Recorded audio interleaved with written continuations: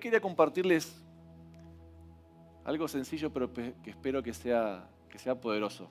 Y prepárense para participar, porque algo Dios va a hacer en medio nuestro. Y pensaba en esta semana en el poder de las palabras y en la importancia de usar el lenguaje de manera adecuada. Pero que aún era más importante interpretar el significado verdadero de las palabras desde el conocimiento de quién es Dios. Fíjense lo que dice Génesis capítulo 1, versículo 3 al 5, dice: y dijo Dios, sea la luz, y fue la luz. Y vio Dios que la luz era buena, y separó Dios la luz de las tinieblas, y llamó Dios a la luz día, y a las tinieblas llamó noche, y fue la tarde y la mañana un día. Fíjense que en el 3 dice, y dijo Dios. O sea, Dios dijo la palabra, y la luz fue hecha. No dice que pensó, no dice que lo sintió, no dice, dijo la palabra, salió de su boca y fue la luz. Y después dice, y llamó Dios, le dio nombre al día y nombre a la noche. Otra vez, con su boca declaró lo que es. Dijo, este será el día, este será la noche, y así fue el primer día. Dios, con su palabra, crea, da nombre, da identidad, da propósito. Podríamos seguir leyendo Génesis, que es un excelente ejemplo de esto que estoy diciendo, pero es hermoso ver cómo Dios le da tanta importancia a la palabra verbalizada y cómo esa palabra tiene tanto poder. Y me gustaría sugerirte que Dios le da mucha importancia a la palabra hablada, que le da mucho peso e importancia y que Él mismo se maneja de esa manera. Fíjense, Proverbios 18:21 dice, la muerte y la vida están en poder de la lengua y el que la ama comerá de sus frutos. La muerte y la vida están en poder de la lengua. Otra vez, lo que decimos puede producir vida o puede producir muerte. Y si quieren puedo ponerlo del otro lado porque dice, y el que la ama comerá de sus frutos. Esto es tanto para el que está diciendo como para el que está recibiendo. La lengua puede producir vida o muerte para el que está diciendo y para el que está recibiendo. Si esa palabra que es dicha, uno la toma, la cree, produce vida o muerte. No solo para el que la dice, sino también para el que la recibe. ¿Y cuántas veces puede pasarnos esto, no es cierto? De que alguien pueda desatar algo sobre nosotros, de bendición, por ejemplo, y no creerlo y perdernos de esa bendición. Y viceversa, alguien puede desatar una maldición sobre nosotros y nosotros creerla y abrazarla, y va a ser así. Lo que creemos crea realidades. Aquello en lo que creemos nos esclaviza. La muerte y la vida están en poder de la lengua y el que la ama comerá de sus frutos.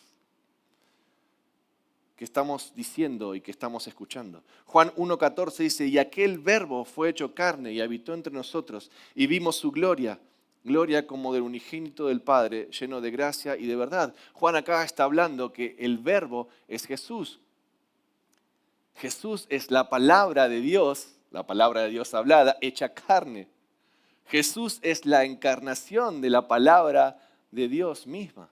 O sea, lo que quiero enfatizar es que evidentemente Dios le da mucho peso e importancia a la palabra, a lo que es dicho y a lo que eso produce. Tanto así que Jesús es llamado el verbo, la palabra. Jesús es el verbo, la palabra encarnada. Así que tiene mucho peso. Y me gustaría que veamos un poquito esto, ¿no es cierto? Las palabras tienen peso y crean realidades tanto para el que las dice como para el que las recibe. Como decía, yo puedo soltar una bendición, pero si la otra persona no está dispuesta a recibirla, no la va a recibir. Por eso es tan importante revisar lo que damos y recibimos desde el corazón de Dios, desde el entendimiento de quién es, y permitir que el Espíritu Santo sea quien nos revele y guíe hacia la verdad para poder declarar en fe y apropiarnos de ellas. Somos esclavos de aquello en lo que creemos. Y me gustaría agarrar 3 palabras, ejemplos, solamente para enfatizar un poquito este concepto.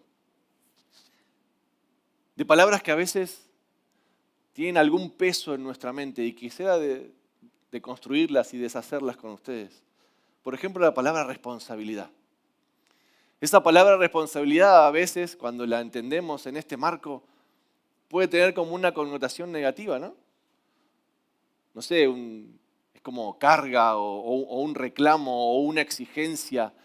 Ay, tengo toda esta responsabilidad. Y me piden todo esto y me exigen que sea responsable y yo no puedo más. Muchas veces, no sé si les ha pasado, quizás soy yo solo, pero muchas veces tiene esa carga, ese peso. Cuando hablamos de responsabilidad, cuando pensamos en eso, tiene como toda esa carga. Pero, ¿qué pasa cuando vemos la palabra responsabilidad desde el conocimiento del corazón de Dios?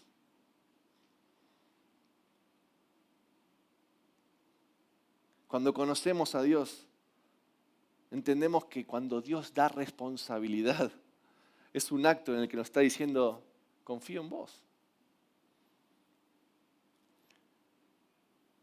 Tenés libertad de acción. Podés hacer, te estoy entregando esto. Podés decidir, podés construir.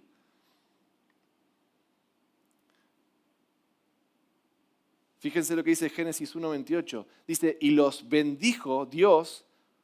Bendijo es bendecir, ¿no? Es decir, bien. Y los bendijo, o sea, otra vez, dijo, bien. Y los bendijo Dios y les dijo, fructificad y multiplicaos. Llenad la tierra y sojuzgarla y se llevará en los peces del mar, en las aves del cielo y en todas las bestias que se mueven sobre la tierra. Dios bendijo a Adán y Eva en el huerto del Edén y les dio responsabilidad. Era una responsabilidad que era bendición para ellos. No era un peso, no era una carga, no era un estorbo, no era algo que nos generaba temor, era bendición de Dios. Esa responsabilidad era bendición de Dios. Entonces, muchas veces, lo que quiero proponerte es esto, que las palabras muchas veces tienen el significado que le damos culturalmente o que le damos en función del entendimiento que tenemos. Y me gustaría proponerte de qué pasa si empezamos a pesar o medir las palabras en función del corazón de Dios. Eso es lo que me gustaría que hoy podamos hacer con estos ejemplos. Cuando Dios nos entrega responsabilidad es como que nos da llaves y nos da la responsabilidad de abrir puertas. Ese es el corazón de Dios detrás de la responsabilidad. Tomá la llave, vos tenés la responsabilidad de abrir las puertas. Es un privilegio más que una carga, es vernos como colaboradores de Dios en su plan perfecto. Entonces de repente ahora responsabilidad, ahora quiero ser responsable. Yo quiero ser responsable, quiero que Dios me asigne responsabilidad porque eso significa que confía en mí. Y me gustaría también proponerte que Dios nunca va a ponerte más de lo que puedas cargar. Nunca va a ponerte más peso del que puedas llevar. Pero en cuanto somos fieles en eso que Él nos da, desde este entendimiento, Él nos entrega más y más responsabilidad con la gracia necesaria para llevarla adelante. Entonces, cuando empezamos a entender el peso de las palabras desde el corazón de Dios, desde el amor de Dios que hablábamos recién, empiezan a tener otro significado. Y cuando empezamos a comprender el significado de las palabras desde el corazón de Dios, también no solo hay un cambio en nosotros, sino también hay un cambio en la manera que nos expresamos, en la manera que hablamos con otros, en la manera que bendecimos. Porque entonces si yo empiezo a entender que cuando Dios me habla de responsabilidad, me está hablando de esto, cuando yo asigne a otro responsabilidad, va a ser con el mismo corazón. Seguimos. Otra palabra, otro ejemplo puede ser sujeción. Esa palabrita.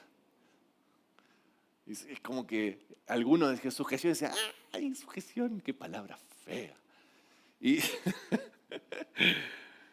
y cuando, claro, muchas veces asociamos esta palabra con sumisión, con abuso de autoridad, que seguramente algunos de nosotros habemos sufrido en la iglesia o en el trabajo o en la familia.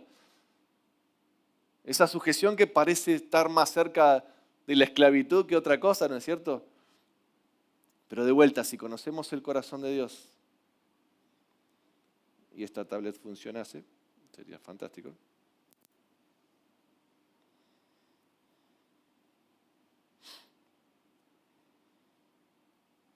Ahora sí.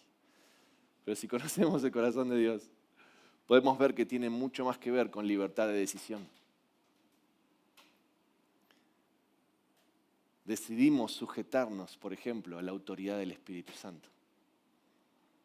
Nos sujetamos voluntariamente, conscientemente a la autoridad del Espíritu Santo, no porque nos esté obligando, no porque eso vaya a cambiar algo. Que yo me sujete a la autoridad del Espíritu Santo no es algo que el Espíritu necesite para decir, bueno, ahora que se sujetaron a mi autoridad, me quedo tranquilo, dice el Espíritu Santo, que tengo la autoridad. Él tiene la autoridad. No necesita que nosotros se la reconozcamos para tenerla, Él ya la tiene. La libertad de decisión tiene que ver con nosotros, no con la definición de quién es Dios. Dios no tiene ningún problema de identidad que resolver. Y el Espíritu Santo es Dios. Él no tiene ningún problema de identidad. No necesita que nosotros reconozcamos su identidad para saber que la tiene. Tiene mucho más que ver con nosotros. Habla de nosotros más que de Él. No es que nos está reclamando esa sujeción, sino que tiene que ver con que nosotros decidimos sujetarnos a su autoridad. Porque sabemos que en Él está la verdad y que Él es la guía hacia toda la verdad, que Él nos va a revelar todas las cosas, que es el único que puede juzgar los corazones, que nosotros no podemos juzgar los corazones, ni siquiera nuestro propio corazón. Entonces, cuando pensamos en sujeción desde el corazón de Dios, tiene mucho más que ver con honra, con libertad de decisión, con sujetarnos, incluso aquellos que puede ser que estén más crecidos en algún área. Tiene que ver con reconocer lo que Dios puso en otros. Sujetarnos en amor, como nos enseña la palabra, unos a otros, tiene que ver con eso, con que yo entienda que él o ella tiene algo que yo no tengo y que eso me bendice y viceversa, porque ese es el cuerpo de Cristo, donde nos sujetamos unos a otros en amor, porque nos complementamos, porque el cuerpo de Cristo es el que hace la obra, esa es la iglesia. Y entonces decidimos sujetarnos unos a otros porque entendemos que sueltos no podemos hacer nada, porque entendemos que el plan de Dios tiene que ver con que su cuerpo, el cuerpo de Cristo, es el que va y hace la obra, y que Dios puso talentos y dones en unos y en otros diferentes y que nos complementamos. Entonces ahora la palabra sujeción ya no suena tan dura, porque no tiene nada que ver con, sí, y no tengo nada que decir ni opinar, sino solo hacer lo que me manda el capitán, sino tiene mucho más que ver con honra, con libertad de decisión, con amarnos unos a otros, con saber quién es Dios y lo que Él tiene por delante. Y me gustaría también sugerirte por ahí que sujeción también es cubrir al que se sale del plan. Pensaba en el equipo de fútbol. A mí me encanta el fútbol. Es más, si se postula Scaloni para presidente, yo lo voto. O sea, yo digo siempre, Scaloni presidente, Messi vicepresidente. ¿Vieron? Porque los vicepresidentes no tienen que decir nada, solamente tienen que ponerse en la foto y ya está. Y con eso, con Messi ya está, ya tenemos todo. Y vieron que en un equipo de fútbol hay tácticas. Y vieron que muchas veces si cada uno hace lo que quiere, de diferentes maneras, probablemente ese equipo no funcione. Es por eso que muchas veces cuando hay un equipo lleno de estrellas que quieren hacer su propio juego, probablemente es un equipo que va a fracasar. Eso dice la historia. Los Galácticos, por ejemplo, por ahí, del Real Madrid. Pero de repente, un buen técnico que arma un buen equipo, donde cada uno cumple su función y la cumple bien, probablemente tenga éxito, altas probabilidades de éxito. Como la selección argentina, que es el campeón del mundo. Bueno, y, perdón María, pero es una realidad. Me encanta cómo juega. Pero ¿qué pasa? No sé si muchos saben de fútbol, pero ¿qué pasa cuando el lateral derecho se tiene que ir en ataque? En un buen equipo, que tiene una buena táctica y que entiende que está jugando el mismo partido y que lo tienen que ganar. Bueno, si alguien sabe de fútbol, sabe que si el 4 o el lateral derecho, ¿quién le tiene que cubrir? El central. O sea, el lateral derecho se va en ataque y el central lo cubre. Me gustaría sugerirte que la sujeción es algo parecido a eso. Eventualmente hay uno que va a ir más rápido, que va a tomar una decisión, que va a ir al ataque y quizás se salga provisoriamente del plan. Pero en el cuerpo de Cristo, aún en esas pequeñas circunstancias, nos cubrimos en amor. Y aún ese que se salió un poquito del plan, va a venir otro a cubrirlo. Y ese 4 después va a volver y ocupar su posición. Entonces me gustaría dejarte también ese pensamiento. Sujeción también es cubrir al que se sale un cachito del plan. Cubrirlo en amor. Y el tercer ejemplo que tengo es obediencia. Y esta es otra que casi se pone difícil, obediencia, otra palabra fea. Horrible, ¿no es cierto? Y por lo general no nos gusta obedecer a nadie más que a nosotros mismos. Y a veces ni eso, porque a veces ni a nuestra conciencia le hacemos caso. Yo sé que ustedes no, porque son geniales, pero a mí me ha pasado. Y a veces no nos gusta obedecer a nadie. Y la obediencia nos hace pensar en que, que no podemos decidir. Que si tengo que siempre obedecer lo que me dicen, al final no puedo decidir, no soy un ser pensante, tengo que hacer siempre lo que otro me dice. No puedo opinar, pero una vez más, al conocer el maravilloso corazón de Dios, podemos entender la obediencia desde su perspectiva. Y podemos ver que tiene mucho más que ver con una relación de amistad con Dios. Que tiene que ver con que perseguimos sus propósitos y nuestra parte en su plan.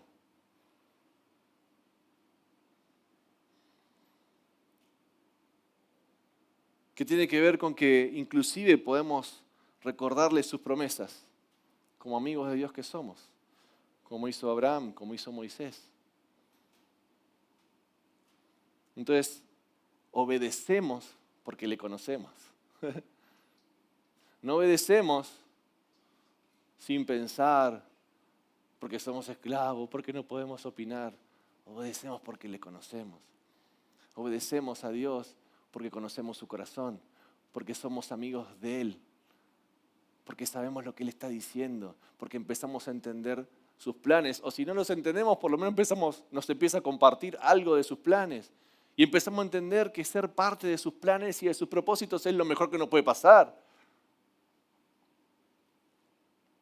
No hay nada, siempre digo lo mismo, a mí me ha tocado trabajar en diferentes empresas, y vieron que las empresas siempre están, ¿no?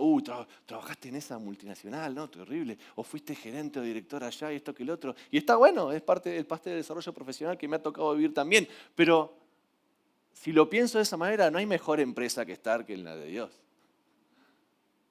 Piénselo de esta manera, muchas veces le damos peso a un presidente de una compañía, a un VP, y empezamos con toda la sanata de los nombres.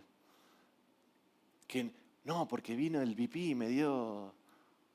VP es el vicepresidente de la compañía.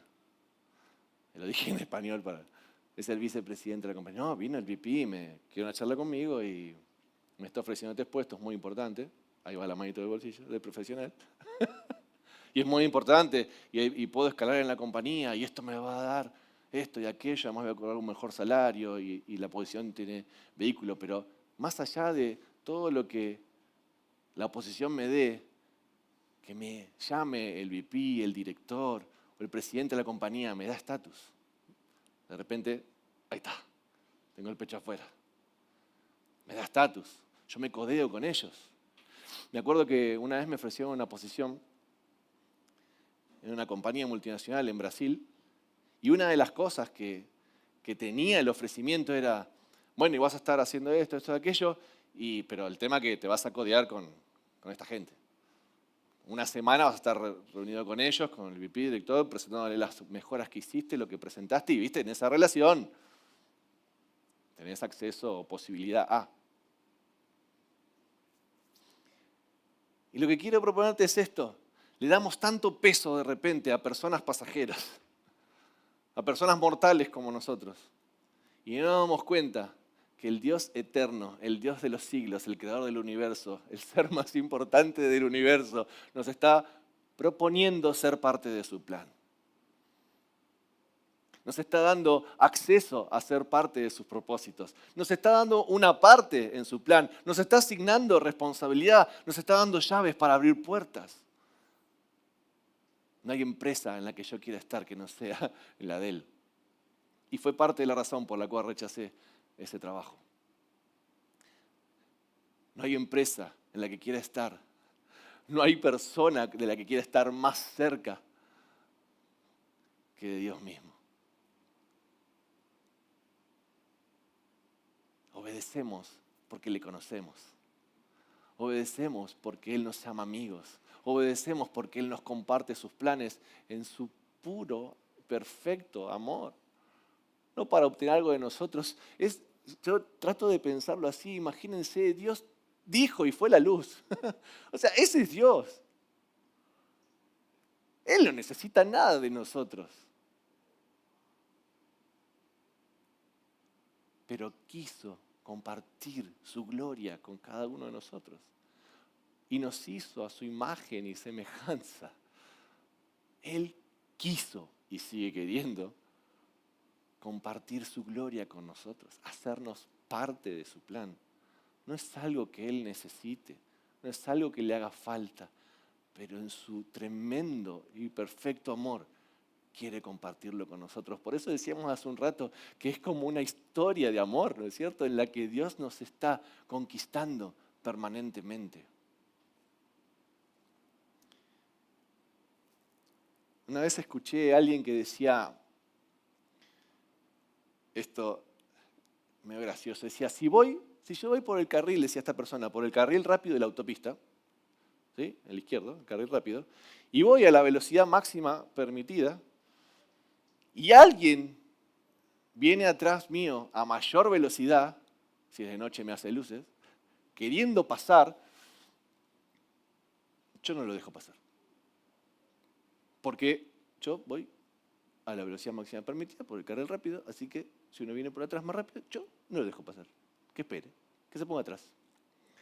Y yo no estoy queriendo juzgar el corazón de la persona ni lo que quiso decir, pero cuando pensaba en esto, y cuando me acordaba de esto, me venía a mí a la mente como esta analogía de cuánto peso tiene lo que decimos, cuánto impacto tiene, y a veces cuántas cosas pueden estar escondidas detrás de esas cosas que decimos. Y lo asemejaba con esto, ¿no? O sea, probablemente esta persona ni se haya dado cuenta, y insisto, no estoy hablando de esa persona, simplemente quiero tomar el ejemplo de que muchas veces tenemos que revisar cuáles son nuestras creencias. ¿Qué es lo que estamos creyendo? Y a partir de lo que estamos creyendo, ¿cuánto tiene que ver con mi conocimiento de Dios, con mi interpretación de lo que Él es? ¿Y cuánto de eso está saliendo? Eso es un poco lo que quiero manifestar hoy. Y entonces en este ejemplo que les contaba es como, quiere decir que entonces, si alguien está detrás de mí y viene a una velocidad mayor que la mía, no sé si empiezan a ejemplificar esta situación, olvídense del vehículo, ya no estoy hablando de vehículos ahora, si viene a una velocidad mayor que la mía y eso está transgrediendo la ley que yo conozco y a la cual me estoy sujetando, deliberadamente como una decisión voy a impedir su avance en base a las motivaciones de esa persona las cuales yo no conozco. En base a lo que conozco, que es la ley, voy a impedir el avance de otro que va a mayor velocidad sin saber las motivaciones que tiene para ir a esa mayor velocidad. ¿Qué pasa si en ese ejemplo del vehículo, el que venía atrás, viene como una mujer embarazada que rompió bolsa y necesitaba llegar rápido al hospital? Y por eso iba más rápido y no le importa ni siquiera la multa que le van a hacer. De repente, la ley de la velocidad dejó de tener importancia frente a la posibilidad de perder un hijo que acaba de nacer o de romper bolsa. Nosotros tenemos un caso en la familia, un ejemplo que sucedió, y me imagino que mi cuñado en ese momento no miró ni un semáforo en rojo. Muchas veces en la vida conocemos la ley, y a propósito uso ley, y estamos dispuestos a defenderla ante los transgresores de esa ley y no dejarlos avanzar sin conocer las motivaciones de su corazón, y mucho menos sin revisar las motivaciones del nuestro.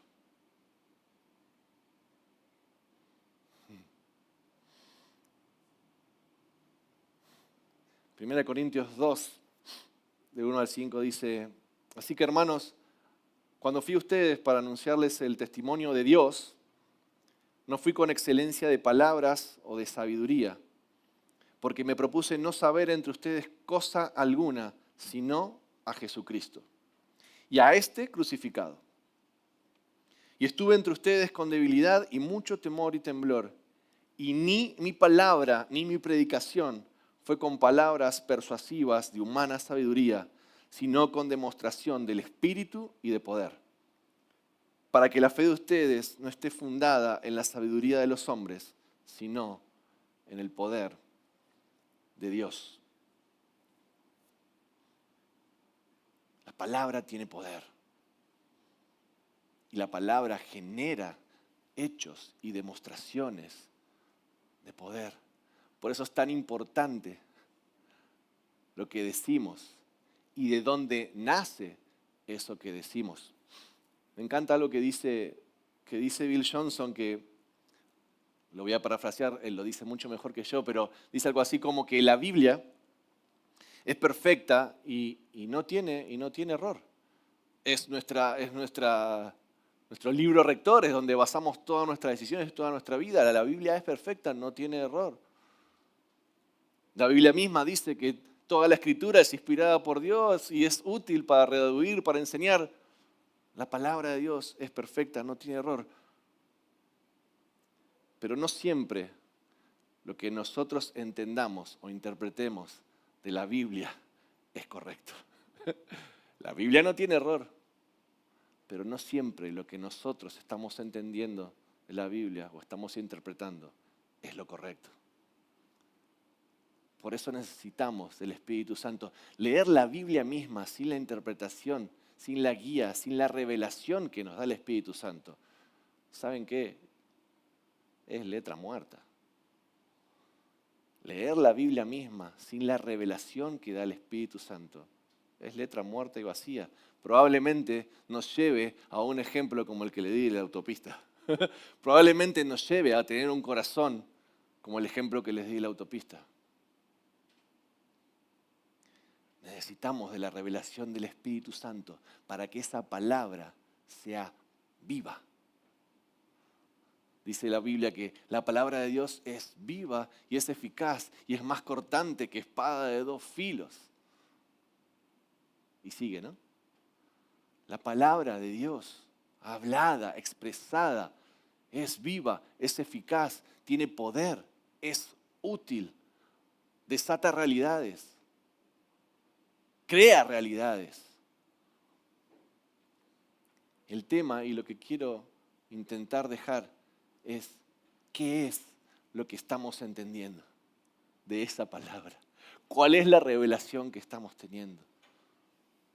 ¿Qué es lo que comprendemos de lo que Dios está diciendo? Porque eso que comprendamos es lo que vamos a multiplicar. Y es lo que vamos a desatar sobre nuestra propia vida y sobre la vida de los demás. Necesitamos gracia para dar y hablar de la boca de Dios. Conocer su corazón, que nos inunda con su infinito amor, que nos transforma y que produce transformación a nuestro alrededor. Y necesitamos de este mismo conocimiento de Él para recibir y poder filtrar por su Espíritu lo que es y lo que no es, para darle acceso a su palabra que transforma y negarle el acceso a las mentiras que nos debilitan y hunden cuando le damos poder al creerlas. Necesitamos de la revelación del Espíritu Santo.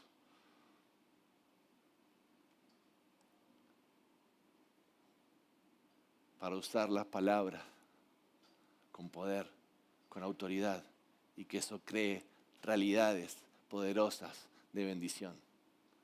Vuelvo a Génesis. Bendijo Dios. Fíjense las palabras que salen de la boca de Dios. Él es nuestro modelo, es nuestro ejemplo.